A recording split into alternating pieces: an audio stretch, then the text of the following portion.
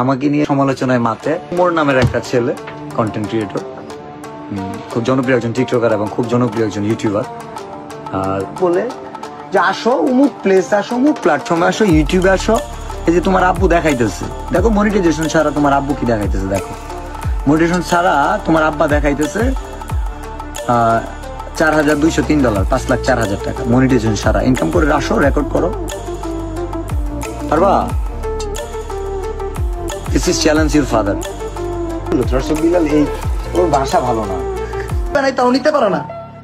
এই ছাগল, আমি প্যারোডি বানাই ইউটিউবে, এই ভিডিও আরেকজনে কাইটা সারে টিকটকে, তোরা টিকটকে দে তার কমেন্টে নিচে গাইলা, টিকটকে দে তোরা ভিডিও বানাস। কারণ মানে আমি ইউটিউবে ভিডিও বানাই, ইউটিউবে খেলো আমার লগে তা পারবো না, ওরা যে খেলে টিকটকে। কারণ টিকটকে আইটা ভিডিও বানাই লবি হয়, ইউটিউবে খেলো, আমি ইউটিউবে খেলাম, ইউটিউবে খেলো। আমি কিন্তু ওই ভিডিও ফেসবুক পেজেও ছাড়ি না।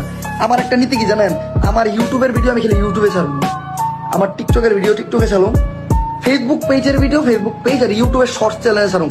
আমার কিন্তু আলাদা আলাদা কন্টেন্ট, আলাদা আলাদা চ্যানেল।